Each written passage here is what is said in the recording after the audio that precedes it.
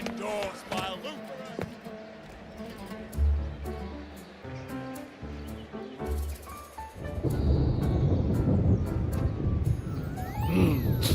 Muggy day. Sky's gloomy, air's all wet. Oh, man. At least let me finish my sentence. Ugh. Ugh. Cold, cold, cold.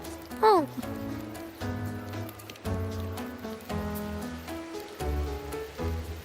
All right. I'm famished. We barely had a bite sprinting all the way here from Raguna. Whoa! Pinch me! This is a feast and a half!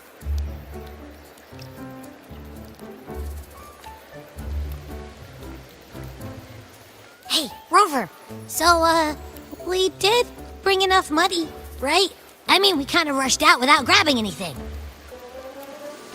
Oh, that? Don't worry. Money's not an issue. Augusta made sure we're covered. All our food and lodging here in Septimont is billed straight to the F4's palace. But I think the owner might have overdone it a little. Ha! Better get used to it. You're the champ of the Great Aegon. And you know me. If food's on offer, I'll be a scoffer. Yeah, no leftovers, guaranteed.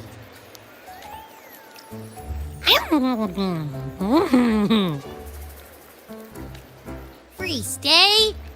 Free meal? The Zephyr really knows how to treat guests. Maybe we should, hang around a bit longer.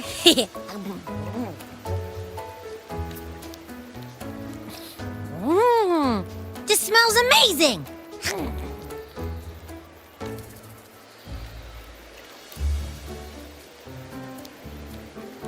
Abby, what do you think Imperator wants me to find?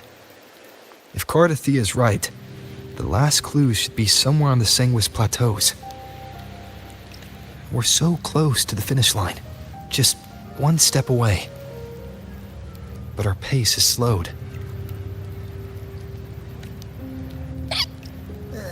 Relax. We're already back in Septimont. What's the rush? I remember Lupa said there's this weird blight cloud hanging over the Sanguis Plateaus. And when the high tide, or whatever, rolls around, all the gladiators go there to hunt tacit discords. Wait, is the high tide coming up soon? The Afra's invite did say something about a big hunt. That reminds me. Aren't we supposed to meet her today?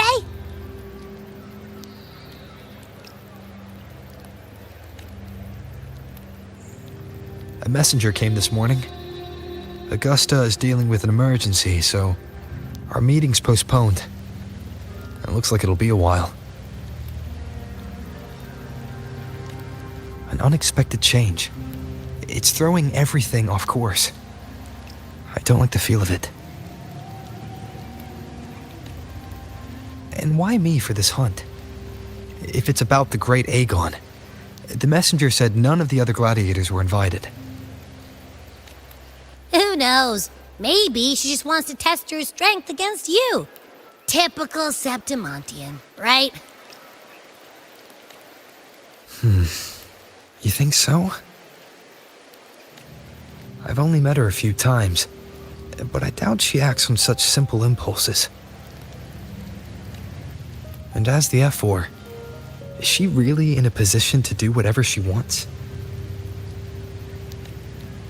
Guessed from afar, you possess eyes as clear as crystal. But what troubles you so that eyes once bright as the highland sky now darken with rolling clouds? A warrior who walks the blade's edge does not falter over trifles. The clouds, if I may guess, are cast from the throne. At the peak of Capitolini Hill, beneath the pale walls of the Ephes Palace, secrets lie buried. And the most intricate among them are those born from the pursuit of power. Even one as honorable as the Epher must learn when to be ruthless.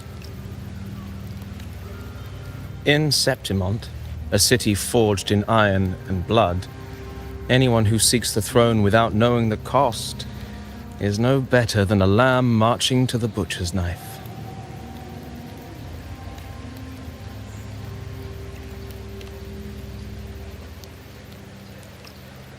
I am Nestor, a traveling poet.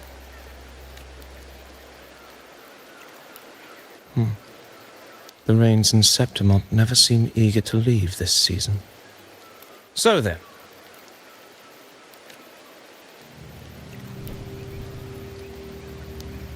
if you are curious about the Epher, then allow me to say that nothing would honor me more than to offer even a modest service to the champion of the great Aegon. Wait, how do you know he's the champion?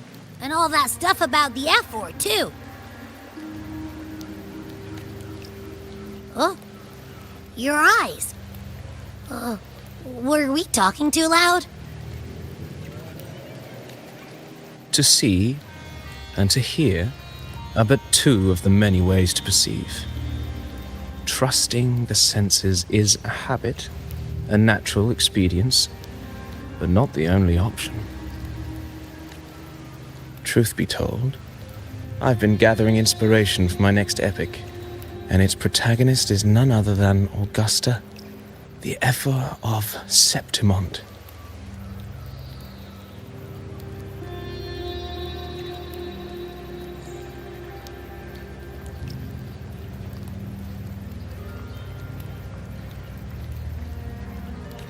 That's why I speak of her with some familiarity.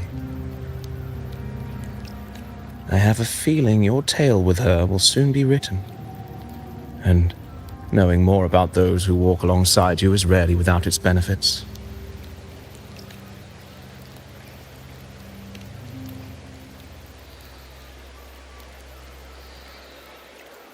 Augusta. A girl of humble birth, a resonator of modest talent, a commoner without noble patronage. And yet, from the den of wolves that is Septimont City, she rose and eventually claimed her place. Just like the burning sun was once a cloud of dust.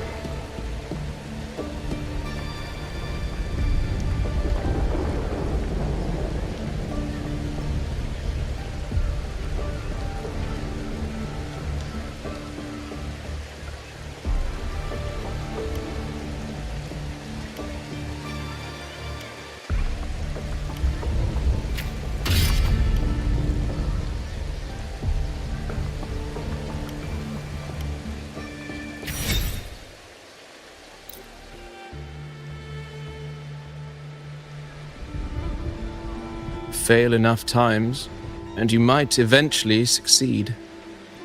Should we call it resilience? Or mere stubbornness? Or perhaps, for a girl who has lost everything, there was never a second option.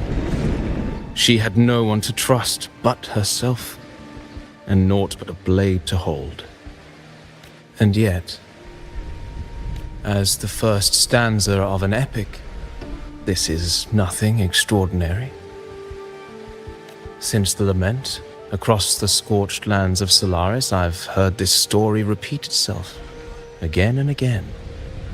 Greatness. Yes, our era has certainly seen it. But true greatness is never found on the first page of a story.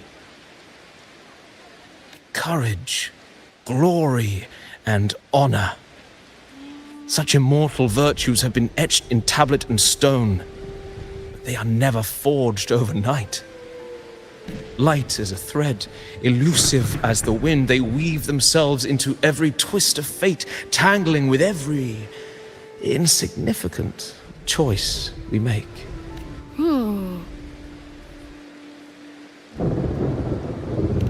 I don't know. It's just unbelievable. The Augusta he's talking about, and the F-word we saw in the arena. No way they're the same person. A girl far from home, arriving in the city upon Capitolini Hill in pursuit of strength.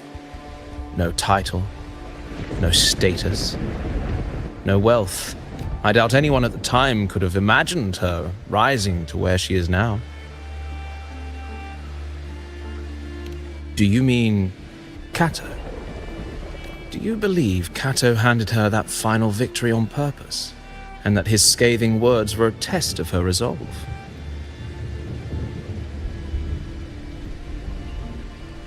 Then Kato must have been an idealist to place his faith in a girl with nothing to her name. Now, why don't we keep this question in mind and see where the story leads us?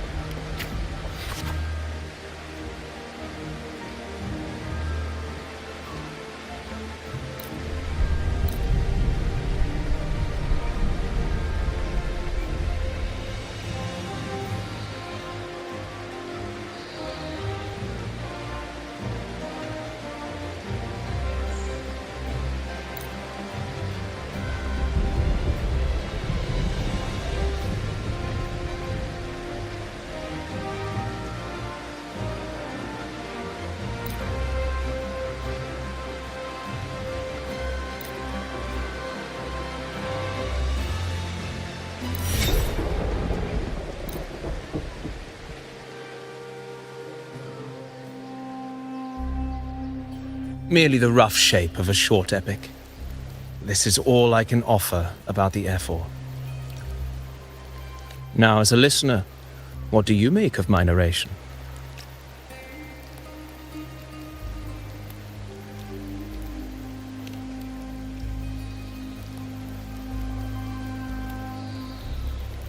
I appreciate your kind words, my generous listener. I am only a humble wordsmith, spinning verses and rhymes. The essence of poetry is granted by those who dare defy their fate. But there is one thing I must confess.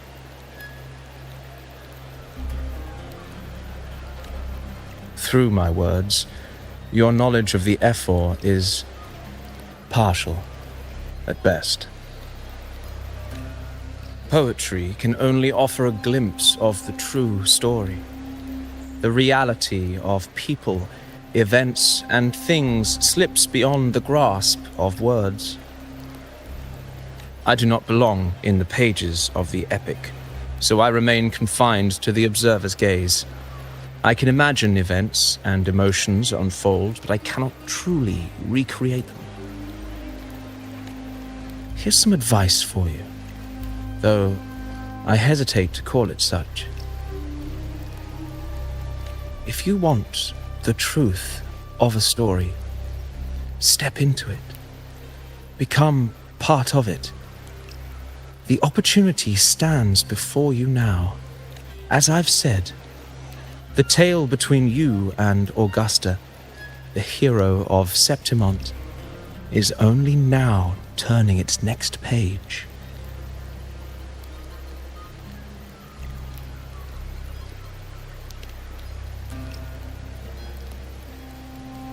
It's not difficult to see. Fate flows like the stars, tracing their course. Your destination is written in the steps you take.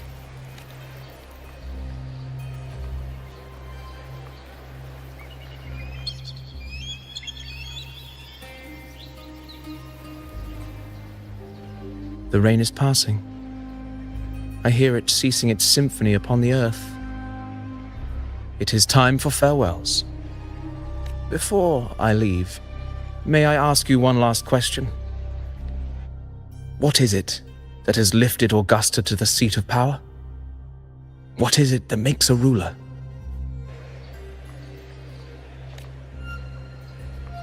Well, I'd say strength. Let's be real. There's no way Augusta could have passed those trials without strength.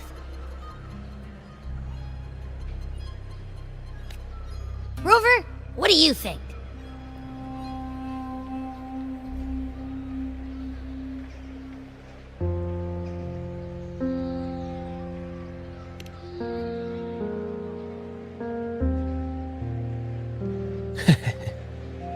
You needn't rush to answer now.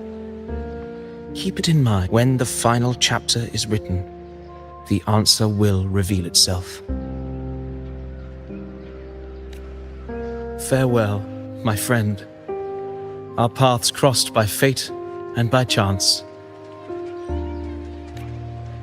Soon, after this brief encounter, everything about me will be gone with the wind.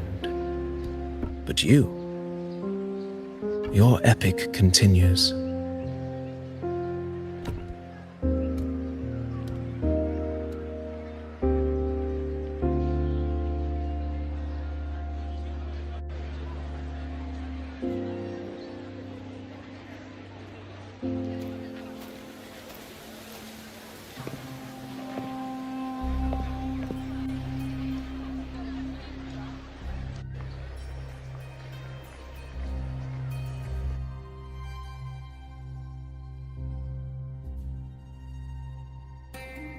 Your Excellency, you have indulged her too much.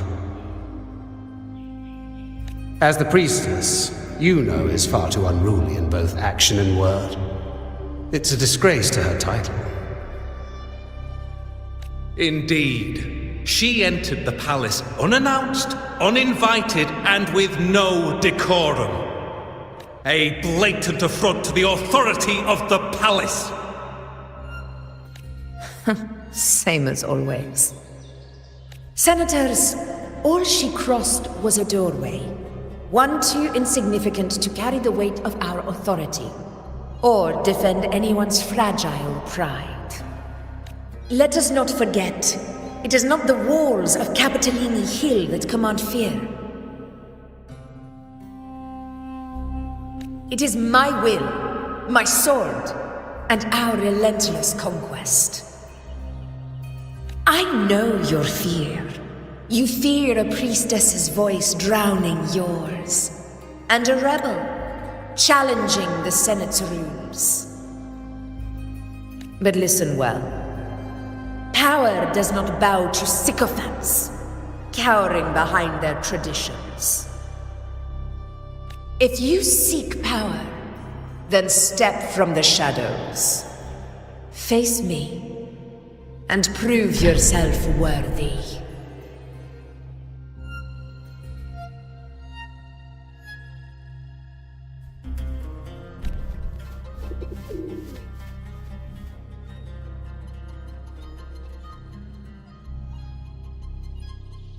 Took you long enough, Augusta. Handling the senators takes time. You know that. Well, to keep our esteemed priestess from waiting, maybe next time I'll just leave them to their own devices. I'll make sure they record every detail of your feat and relay it word for word to Grandmother Lilibet. Priestess Iuno, unruly behavior, left Tetragon Temple without permission and trespassed into the Ephor's palace. I wonder, who will lose it first? Lilibet or you? Let those old foxes report me all they want. If they step into the tetragon left foot first, I'll shoot the left. Right foot first, I'll shoot the right.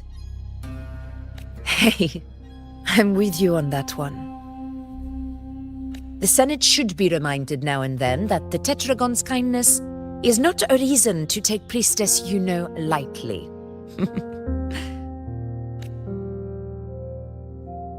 Why didn't you wait there? I had everything handled. We depart for the hunting ground tonight. If anything changed, you could have reached me by my terminal. You didn't need to come all the way here. I want you free of duty until that day arrives. You're overthinking it, Augusta. I'm here to see that person. Grandmother Lilibet said his fate is one of unknowable void. Sounds intriguing enough to make time for. So that's it? Too bad. The ship from Laguna won't dock until tomorrow morning, and we'll be gone by then. Ugh, what a hassle. Patience, you know. The warrior has accepted the invitation. So, you'll have plenty of time to meet during the hunt.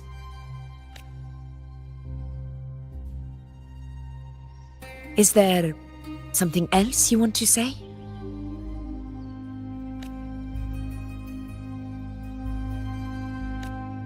I read Grandma Lilibet's book of prophecies.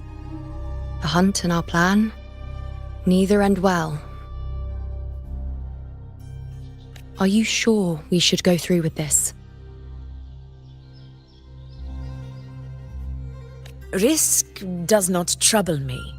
Peril simply requires greater strength. But really, when did you start caring about the temple's traditions?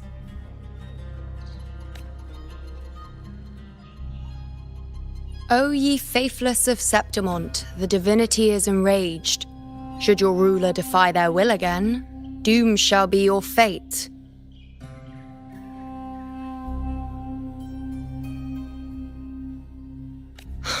Lately, I've been hearing murmurs from the nobles again, about the ancient prophecy from Raguna. I will admit, those words once carried weight.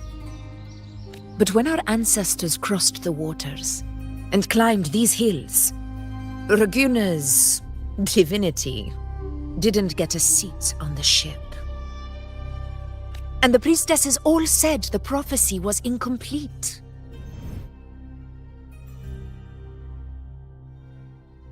Only the hero of heroes, wielding extraordinary power, risen from the dark tides, shall bring eternity to Septimont. Then shall the waters quiet, the tempest still, and glory return with the blood of the old king. Do not forget, this is the other half of the prophecy.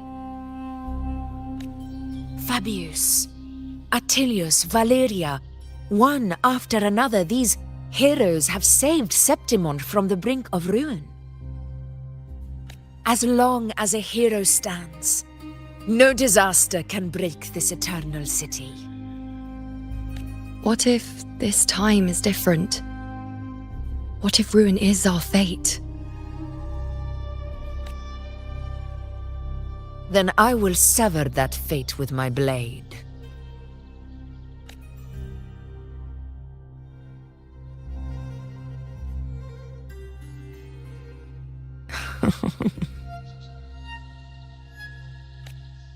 What's so amusing? So, the fearless priestess Iuno can be frightened after all. But it's fine. If you're afraid, don't push yourself. I can handle this alone. Most revered priestess, wait for me in the temple. I shall return victorious. Frightened. Me? If anything, it's you, trying to shut me out and face it alone. Fine. Go ahead. You'll come back to me sooner or later. That I can't deny. I knew it. So you do need me for this hunt. Thank you. You know. Why are you saying this?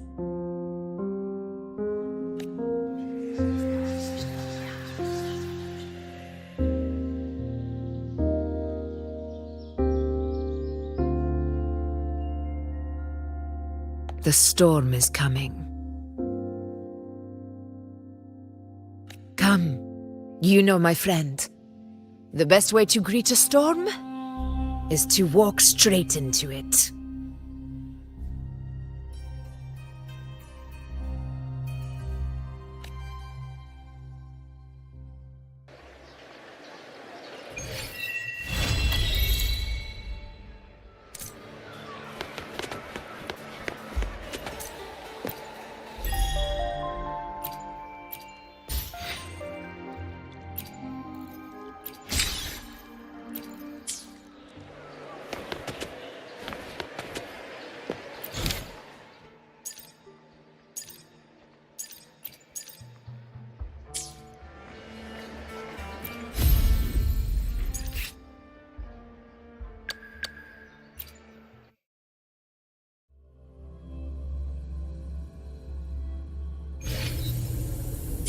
Who will sink into the depths? Let's have fun! Tornado nuclear! Mamma mia! I'll warm up the crowd. Try not to blink.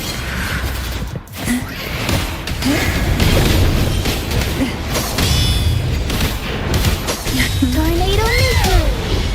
Mamma mia! Jamming! Let's have fun! Oh, this will be fun.